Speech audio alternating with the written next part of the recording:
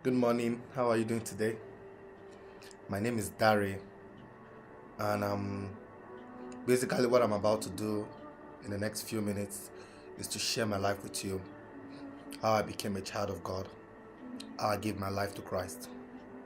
I was born into a family of six, but I lost two of my siblings at my very, very young age. And I was born into a Muslim family, you know. But the schools I went to, the people I met, you know, I've always been hearing about Jesus Christ. I've always been hearing about the sacrifices He made for us. But it gets to me as a human being that someone will go through all that to save us. But I didn't really understand what it meant. So I only understand the religion in which I was brought up with. Growing up was a bit pretty rough. But hearing the story of Jesus Christ with the very first, second, third time of my life, I'd always had a conscience, or something has always told me that one of these days I would change. But it was just a wish, it was just a thought that I never believed would come true in my life. So I went on at the age of 17. While I was growing up, I've always been going to church, because more of my friends were Christians. And then when they go to church, I go with them, we dance. My dad would tell me that the only thing enticing about Christians is the way they sing. That is the music and the fun of it that I'm in it for. But that could have been what started it, but I knew there was something more to it. And when I got to university, during my diploma days, at the age of 17, I met some couple of people.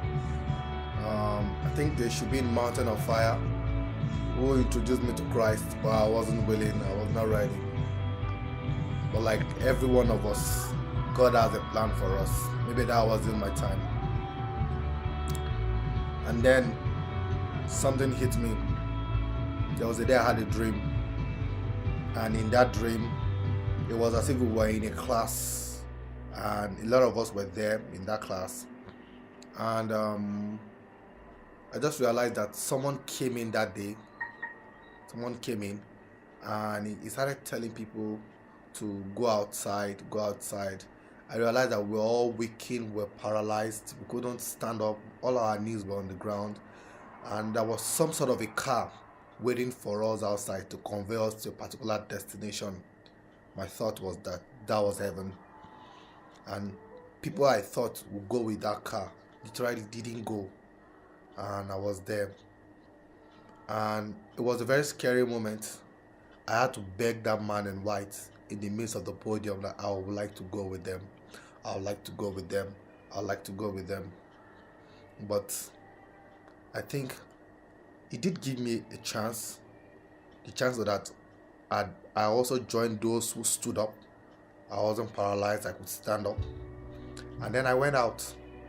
But on getting out there, I was just at the verge of opening the car to join the flying car, But then the car left. I didn't know what happened anymore. But I went out, I opened the door, and I woke up to life. And it hit me right there that was the second chance that God is giving me to give my life to Christ. So that when the trumpet sound and when the real flight comes that will convey us to heaven, I'll be a part of it. I woke up that morning, I couldn't go to the mosque anymore. I told my friends that some other time. And I walked into the church and I began to serve. I gave my life to Christ properly, and the journey has been from faith to faith. My life has transformed, intellectually, spiritually, physically. I've learned the love of God. I've seen the sacrifices.